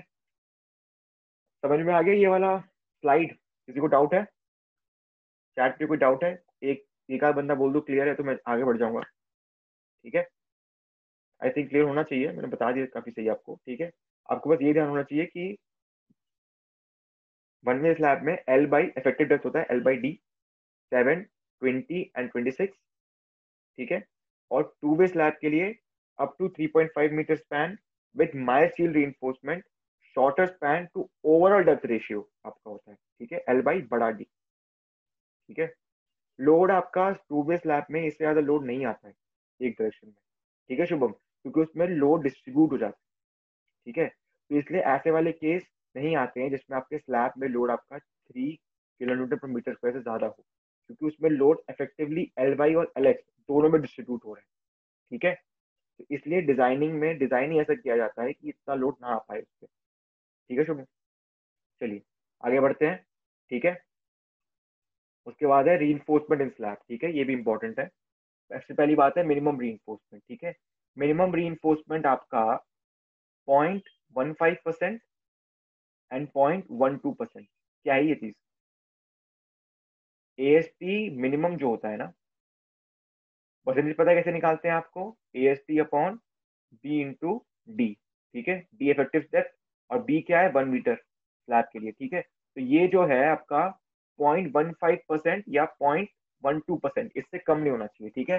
0.15% किसके लिए, माइल्ड स्टील के लिए, एंड 0.12% किसके लिए, HYSD बार्स के लिए, ठीक है। तो ये मिनिमम रीइंफोर्समेंट इतना तो होना ही चाहिए, 0.15% और 0.12%, ठीक है। 0.15% किस लिए, माइल्ड स्टील के लिए, 0.12% किस लिए, HYSD बार्स के लिए, ठीक है। ये चीज सेम चीज लिखी हुई आएगी यहाँ पे, ठीक है।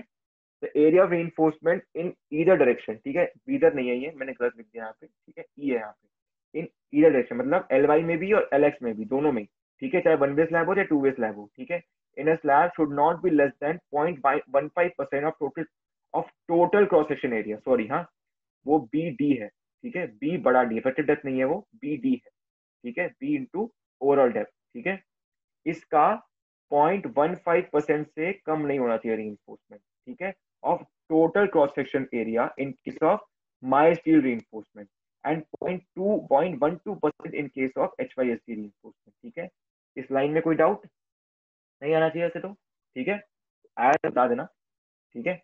चलिए, मिनिमम रीइंफोर्समेंट हो गया। फिर मैक्सिमम डायामीटर, ठीक है, मतलब स्लैब में मैक्सिमम कितने डाया का आप बार यूज कर सकते हो, ठीक है, वो होता है आपका the maximum diameter in a bar should not exceed 1/8, ठीक है, 1/8 ऑफ टोटल थिकनेस, ठीक है, टोटल मतलब डी, बड़ा डी, ठीक है। तो अगर ओवरऑल डेप्थ आपका 200 है तो 200/8 करोगे आप, ठीक है, कितना आएगा, 200/8, ये आ जाएगा 25 mm, ठीक है।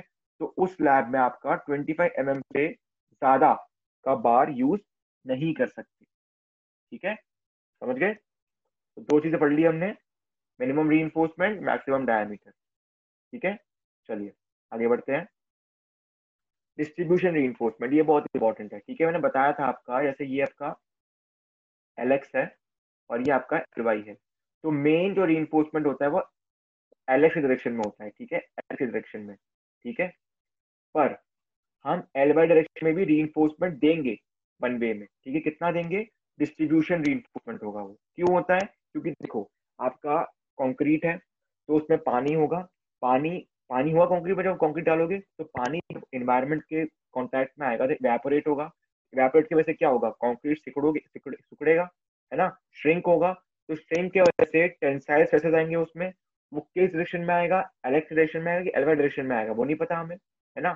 तो इसलिए अगर LY डायरेक्शन में कभी स्लिपेज हो गया, उसकी वजह से अगर टेंसाइल स्ट्रेस आ गया कंक्रीट पे, ठीक है, तो उसके वजह से उसको भी झेलने के लिए हमें रीइंफोर्समेंट देना पड़ता है, ठीक है। वो कितना होता है, वो इतना ही होता है, जो 0.15 एंड 0.12% दिया हुआ है ना, इतना ही होता है, ठीक है।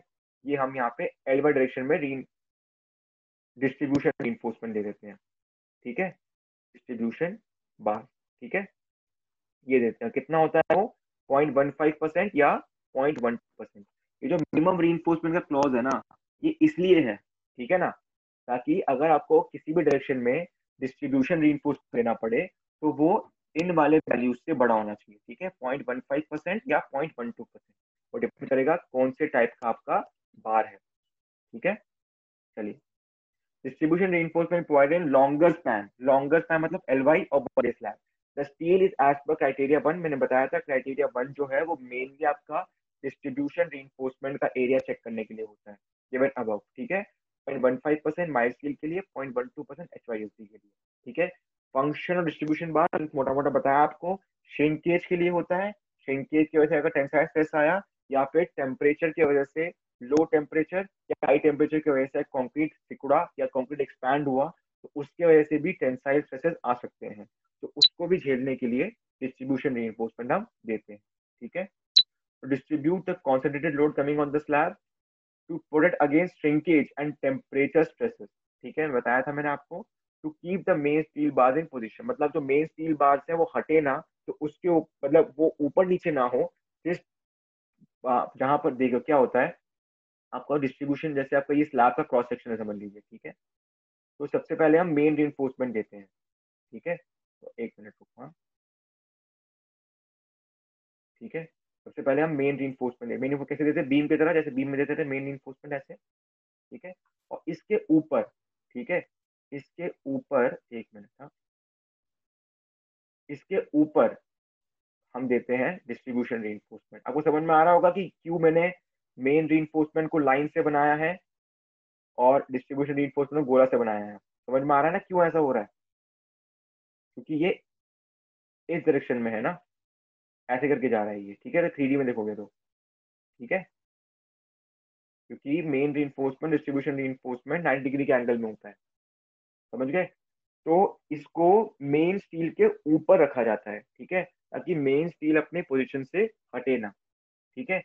बीम में ये प्रॉब्लम नहीं आती है क्योंकि बीम में बार इतने लंबे नहीं होते, ठीक है, ठीक है, बीम में बार एक अपने आपका जो मेन रीइंफोर्समेंट होता है वो इतना लंबा नहीं होता है, ठीक है, या फिर इतने लंबे स्पैन में नहीं होता है, ठीक है, समझ गए। चलिए, distribution steel is kept above the main steel and is not provided by hook at the end, ठीक है। हम लोग मेन स्टील में हुक देते थे ना, डेवलपमेंट लेंथ का क्राइटेरिया को सेटिस्फाई करने के लिए हुक देते थे 45 डिग्री का, 90 डिग्री का, 135 डिग्री का, तो वो हुक्स हमारे डिस्ट्रीब्यूशन स्टील में हम नहीं देते हैं। ठीक है, समझ में आ गया, ये वाले 3 क्लॉज समझ में आ गए, minimum reinforcement, maximum diameter, distribution reinforcement. ठीक है, समझ में आ गया मेरे ख्याल से। चलिए आगे बढ़ते हैं फिर। ठीक है, चलिए अब स्पेसिंग ऑफ रीइंफोर्समेंट। ठीक है, तो spacing of reinforcement 3D, maximum spacing जो होती है वो होती है 3D। डी आपका इफेक्टिव डेप्थ है। ठीक है, 3D या 300 mm किस लिए, मेन रीइंफोर्समेंट के लिए। ठीक है, इससे ज्यादा स्पेसिंग आपकी मेन रीइंफोर्समेंट की नहीं हो सकती। और 5D या 500 mm किस लिए, फॉर डिस्ट्रीब्यूशन रीइंफोर्समेंट। ठीक है, डिस्ट्रीब्यूशन रीइंफोर्समेंट की मैक्सिमम स्पेसिंग आपकी 5D या 500 mm से ज्यादा नहीं होनी चाहिए। इन दोनों में जो भी स्मॉलर होगा ना वैल्यू, उसको यूज करेंगे। ठीक है, विच एवर इज स्मॉलर। ठीक है, 3D या 300, विच एवर इज स्मॉलर, उसको हम यूज करेंगे मेन रीइंफोर्समेंट के मैक्सिमम स्पेसिंग की वैल्यू को मॉनिटर करने के लिए। ठीक है, चलिए तो मिनिमम। ठीक है, तो स्पेसिंग ऑफ रीइंफोर्समेंट पहले तो पढ़ते हैं मिनिमम डिस्टेंस। ठीक है, मिनिमम कितना बार के बीच में डिस्टेंस होना चाहिए। ठीक है, minimum horizontal distance between two parallel main bar shall not be less then diameter of बार। ठीक है, अगर आपके मेन रीइंफोर्समेंट में आपको 16 mm का बार भी यूज कर रहे हो, 20 mm का बार भी यूज कर रहे हो, तो 20 mm का बार जो है उसका डायमीटर है, वो आपका मिनिमम डिस्टेंस होगा सब बार के बीच में। ठीक है, या फिर 5 mm more than the nominal maximum size of coarse aggregate use in concrete. ठीक है, जो भी आपका कोर्स एग्रीगेटर अब यूज कर रहे हो आरसीसी में, उस उन कोर्स एग्रीगेट्स के साइजेस में जो मैक्सिमम साइज होगा, उस साइज का उस वो साइज +5 mm। ठीक है, या तो वो वाला वैल्यू या फिर आपका जो डायमीटर है, मैक्सिमम डायमीटर, उन दोनों में से जो बड़ा है उसको यूज करेंगे। ठीक है, मिनिमम हॉरिजॉन्टल डिस्टेंस इतना होना चाहिए। ठीक है, थ्योरेटिकल है, समझ में आ ही रहा होगा आपको। ठीक है, सेकेंड वाला क्राइटेरिया इसलिए है क्योंकि जब आपका स्टील बिछने के बाद जब कंक्रीट आप पोर इन करोगे तो कंक्रीट कोई एग्रीगेट फंस ना जाए रीइंफोर्समेंट के बीच में। ठीक है, इसलिए रीइंफोर्समेंट के बीच का स्पेसिंग जो है वो मैक्सिमम एग्रीगेट के साइज से 5 mm ज्यादा होना चाहिए। ठीक है, चलिए ये तो हॉरिजॉन्टल डिस्टेंस के बारे में बात कर ली। फिर vertical distance between two layers of main reinforcement. ठीक है, वैसे तो स्लैब में 2 लेयर ऑफ मेन रीइंफोर्समेंट डालने की जरूरत नहीं पड़ती है, बट इनकेस अगर डालने की जरूरत पड़ी तो vertical distance between two layers of main reinforcement shall be more than 15 mm, या फिर और भी बी में ही पढ़ा था हमने, बी में ही पढ़ा था कि नहीं, हॉरिजॉन्टल डिस्टेंस और वर्टिकल डिस्टेंस दोनों के बारे में पढ़ा था हमने, है कि नहीं। और दोनों क्राइटेरिया सेम ही थे, वही सेम क्राइटेरिया यहाँ पे रिपीट हो रहे हैं। ठीक है, मैंने बीम के वक्त पढ़ाया था आपको मिनिमम डिस्टेंस हॉरिजॉन्टल में और मिनिमम डिस्टेंस वर्टिकल में। ठीक है, 15 mm और 2/3 of the maximum nominal size of aggregate या फिर मैक्सिमम साइज ऑफ बार। ठीक है, मैक्सिमम साइज ऑफ बार देखो ये वाला दो क्राइटेरिया तो इसमें भी रिपीट हो रहा है, हॉरिजॉन्टल में भी वर्टिकल में भी। ठीक है, और हॉरिजॉन्टल में आपका मैक्सिमम साइज ऑफ एग्रीगेट से 5 mm ज्यादा होना चाहिए स्पेसिंग, पर वर्टिकल डिस्टेंस में आपका maximum size of nominal aggregate का 2/3 हो तो भी चलेगा। ठीक है, ये सेम चीज मैंने बीम में बताई थी। ठीक है ना, रिपीट ही हो रहा है ये वाला टॉपिक। ठीक है, सेम चीज मैंने बीम में बताई थी, आपको याद होना चाहिए।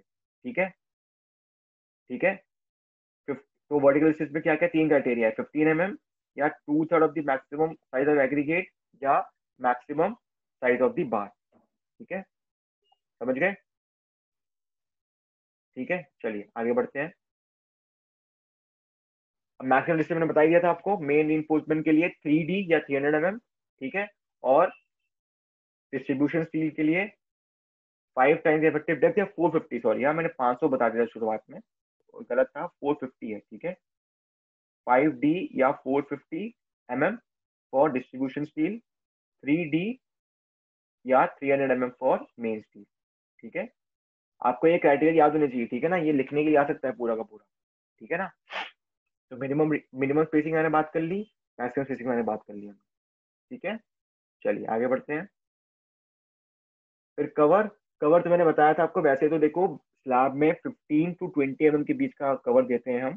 ठीक है, तो पर मिनिमम कवर मैंने आपको कंडीशंस बताए थे, exposure conditions, mild, moderate, severe, very severe, extreme, उसके हिसाब से मिनिमम कवर क्या 20 mm कवर था मिनिमम। तो 20 mm कवर तो स्लैब के लिए आप रखोगे ही रखोगे। ठीक है, और फिर अगर कंडीशन क्वेश्चन में गिवन है कि मॉडरेट कंडीशन है या एक्सट्रीम कंडीशंस है, उसके साथ साथ आपको वो टेबल नंबर 16 पेज नंबर 47, ठीक है, अपना आईएस कोड का देख लेना। उस कंडीशंस के हिसाब से आपको क्लियर कवर फिर उसका बढ़ाते रहना है स्लैब का, ठीक है। तो 20 mm तो माइल्ड के लिए है ही, तो वो तो यूज करोगे ही, पर अगर माइल्ड से ज्यादा टफ कंडीशंस गिवन है क्वेश्चन में तो उसके हिसाब से आप कवर उसका चेंज करोगे, ठीक है। चलिए, फिर बेंट अप बार, ये बहुत इंपॉर्टेंट है, ठीक है। ऐसे आपका ये स्लैब है, ठीक है। तो स्लैब में हमने री दिया, उसके बाद कुछ री को ना बेंट अप कर देते हैं। क्या करते हैं हम? Bent up. बेंट अप तो पता ही है आपको, शेयर में पढ़ा था हमने, शेयर में, ठीक है। तो ये बेंट अप कहाँ पर करते हैं? ऐसे आपका सपोर्ट है ये, ठीक है। तो सपोर्ट के मिड से 0.15 L, ठीक है, 0.15 L, इतने डिस्टेंस पे हम बेंट अप कर सकते हैं, इससे ज्यादा नहीं, इससे कम नहीं, ठीक है। जनरली ऑल्टरनेट बार, ठीक है, मतलब अगर आपका यहाँ पर आप 4 बार प्रोवाइड कर रहे हो मेन स्टील के लिए, तो उसमें से 2 बार आप 0.5 L डिस्टेंस, कहाँ से? Centre of support, face of support नहीं। बहुत बुक्स में फेस ऑफ सपोर्ट से गिवन रहता है, बट नहीं, सेंटर ऑफ सपोर्ट से ही होगा, ठीक है। सेंटर ऑफ सपोर्ट से 0.5 L डिस्टेंस पे आप हाफ ऑफ द बार्स को बेंट अप कर सकते हो, ठीक है। और आपका जो ये लेंथ है, पेंट अप होने के बाद जो आपका जो हॉरिजॉन्टल लेंथ है, वो आपका सपोर्ट के मिड से 0.1 L आगे तक जाना चाहिए, ठीक है। तो ये दो चीजें बेंट अप बार्स में, ठीक है। एक तो आपका सेंटर ऑफ सपोर्ट से 0.15 L दूर पे आप बेंट अप कर सकते हो, कितना? 50%, 50% से ज्यादा नहीं, ठीक है, नॉट ग्रेटर देन 50% आप बेंट अप कर सकते हो। उसके बाद बेंट अप होने के बाद जो ऊपर जाके उसका स्ट्रेट लेंथ है, वो आपका सपोर्ट के मिड से 0.1 L आगे तक जाना चाहिए, ठीक है। अब मैंने बेंट अप बार तो बता दिया, कहाँ देते हैं, कितना आगे ले जाते हैं, कितना दे सकते हैं, बट क्यों देते हैं वो पढ़ते हैं। Some of the main reinforcement in slab are generally bent up near the support to take up negative moment which may develop due to partial fixity, ठीक है। इसका मतलब क्या है कि कभी कभी क्या होता है, हमें तो पता है कि आपका जो स्लैब है वो ऐसे बेंड होगा, ठीक है, ऐसे बेंड होगा, बट जनरली कभी कभी क्या होता है, यहाँ पर ऐसी वाली बेंडिंग भी आ जाती है, ऐसी वाली बेंडिंग, समझ रहे हो? इसको मैंने बताया था आपको, कंटिन्यूस कंटिन्यूस स्लैब में क्या होता है आपका, कंटिन्यूस स्लैब है, कंटिन्यूस बीम, समझ लीजिए कंटिन्यूस बीम है, ठीक है, ठीक है। तो उसमें मैंने बताया था कि बेंडिंग कैसे होती है, यहाँ पर ऐसे बेंड करेगा ये, ऐसे, यहाँ पर ऐसे बेंड करेगा, फिर नीचे जाएगा, फिर ऐसे बेंड करेगा, ठीक है। अब देख रहे हो ना, यहाँ पे बेंडिंग हॉगिंग हो रही है, यहाँ पे सैगिंग है, मतलब टेंशन नीचे, कंप्रेशन ऊपर, ठीक है। पर यहाँ पर क्या है, टेंशन ऊपर, कंप्रेशन नीचे। तो थोड़ा बहुत यहाँ पे, ज्यादा नहीं, बहुत कम बेंडिंग मोमेंट जनरेट होती है नेगेटिव वाली मतलब जहाँ पे टेंशन ऊपर हो रही है, नीचे नहीं, ठीक है। तो उसके लिए भी थोड़ा स्टील चाहिए हमें ऊपर, तो उसलिए हम, क्योंकि कभी कभी स्लैब के एंड्स पे थोड़ा बहुत नेगेटिव मोमेंट आ जाता है, ज्यादा नहीं आता, बीम में बहुत आता था, इसलिए हम बीम में ऊपर प्रोवाइड करते हैं स्टील स्पेशली इसके लिए। बट स्लैब में फैन जब कंटिन्यूस होता है तो सपोर्ट्स पे ज्यादा टेंशन नहीं आती ऊपर, ठीक है, वो नेगेटिव मोमेंट इतना ज्यादा नहीं होता है वन वे स्लैब में, ठीक है। तो इसलिए हमें थोड़ा स्टील ऊपर भी चाहिए होता है, इसलिए हम क्या करते हैं, हम ऑल्टरनेट बार्स को बेंट अप करते हैं, ठीक है। कहाँ पे? 0.15 L from the centre of support, ठीक है। And the bar available at upper face should be more than 0.1 L from the centre of support. मैंने बताया था सेंटर ऑफ सपोर्ट से 0.1 L आगे तक जाना चाहिए, ठीक है। चलिए डायग्राम समझ लेते हैं, ठीक है। ये आपका डायग्राम पेज नंबर 127 SP34 में भी है और मैम की बुक में भी है, ठीक है। तो देखिए कहाँ पर बेंटअप, सबसे पहले बात तो बेंटअप कहाँ पर किया इनने, सेंटर ऑफ सपोर्ट से 0.15 L पे हमने इसको बेंटअप कर दिया, ठीक है। कितना बेंटअप किया? 50% बार, इससे ज्यादा बेंटअप नहीं हो सकता, ठीक है।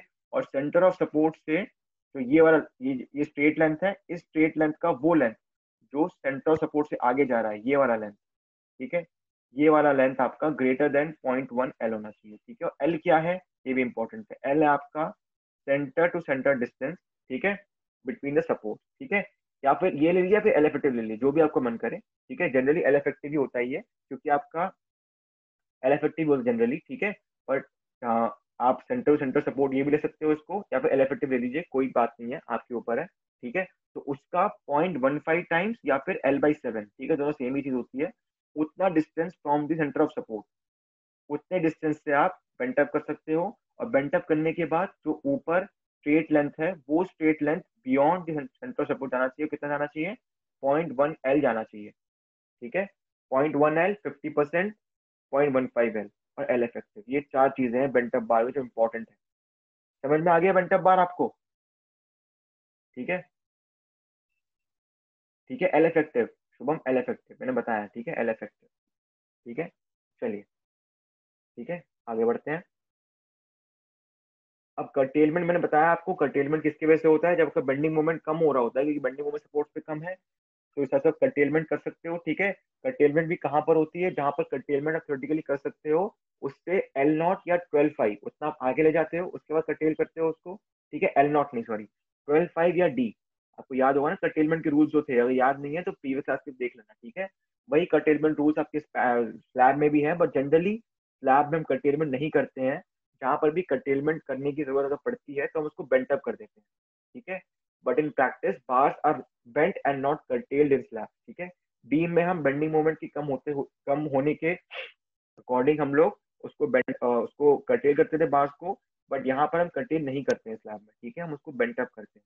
ठीक है, चलिए, शेयर डिजाइन देखिए आपका क्या है। शेयर क्या होता है? Tau V is equal to B upon B D. तो डी तो काफी कम है, बट बी तो काफी ज्यादा है ना, बी तो बहुत ज्यादा है, इसलिए शेयर जो होता है वो काफी कम होता है ना। ज्यादातर शेयर जो होता है आपका टाउ सी, जो आपका डिजाइन शेयर स्ट्रेस है, उससे कम होता है। ठीक है, तो इसलिए हम शेयर डिजाइन नहीं करते हैं स्लैब में जनरली। ठीक है, करना पड़े तो कर देंगे, बट वैसे शेयर काफी कम होता है टाउ सी से। ठीक है, इसलिए हम लोग शेयर के लिए बस चेक करते हैं, बस चेक करते हैं कि टाउ भी टाउ सी से कम तो है ना, बस ये चेक करते हैं हम, शेयर के लिए सिर्फ चेक करते हैं। Slab are safe in shear, nominal shear is very less. Nominal shear क्या होता है? Tau B. ठीक है, since B is large, therefore no shear reinforcement provided in slabs except that the alternate bars are bent up। तो bent up बार दो चीजों के लिए हो गई, एक तो नेगेटिव मोमेंट कभी कभी आ जाता है सपोर्ट के पास। दूसरा, सपोर्ट के पास अगर कभी थोड़ा शेयर आ गया, क्योंकि सपोर्ट पे शेयर सबसे ज्यादा होता है, तो वहां पर उस शेयर को, थोड़ा बहुत शेयर आता है, उसको भी ये ऑल्टरनेट बार जो बेंट अप करते हैं हम, जो मैंने पढ़ाया था आपको प्रीवियस सेक्शन में, वो झेल लेता है उस वाले शेयर को। ठीक है, तो उसके लिए कोई स्पेशली कोई सिरप वगैरह देने की जरूरत नहीं पड़ती है हमें स्लैब में। ठीक है, स्लैब में सिरप जनरली हम नहीं देते। ठीक है, चलिए, फिर है लोड्स ऑन स्लैब। ठीक है, क्या क्या लोड है मैंने बताया था, लाइव लोड, डेड लोड, बहुत सारे लोड होते हैं। तो live load plus self load, ये सब हमें जोड़ के उसके बाद हम लोड लेते हैं। ठीक है, और फिर उस लोड को एल एक्स के डायरेक्शन में हम लेते हैं, उससे बेंडिंग मोमेंट वगैरह निकालते हैं। ठीक है, तो जितना भी मैं रिकमेंडेशन पढ़ाया है मैंने आपको, ये सारा आपका न्यूमेरिकल में यूज होगा। नेक्स्ट क्लास में हम एक न्यूमेरिकल करेंगे, दो न्यूमेरिकल करेंगे बड़ा बड़ा। ठीक है, वही होगा नेक्स्ट क्लास में। ठीक है, तो उससे आपको ये सारे, आपको ये जो भी मैंने पढ़ा है सब रिवाइज करना आज, उसमें कोई डाउट नहीं आना चाहिए जो पिछले क्लास का हो। ठीक है ना, तो आपको स्लैब मैंने पढ़ा दिया है पूरा, वन वे स्लैब।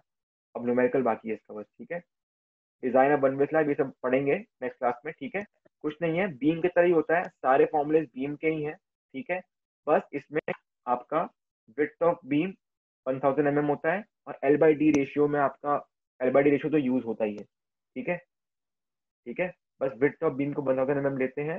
ठीक है, उसी के हिसाब से सारे फॉर्मूले में B is equal to 1 metre लेते हैं या फिर 1000 mm, उस हिसाब से डिजाइन करते हैं। ठीक है, समझ में आ गया पूरे क्लास सबको? या ये क्लास, मैं ये क्लास एंड कर रहा हूँ। ठीक है, नेक्स्ट क्लास में डिजाइनिंग पढ़ेंगे हम। ठीक है, ठीक है, चलिए, एंड कर रहा हूँ मैं क्लास। Bye bye. ठीक है, मंडे को मिलते हैं। ठीक है, चलो, ओके, बाय बाय।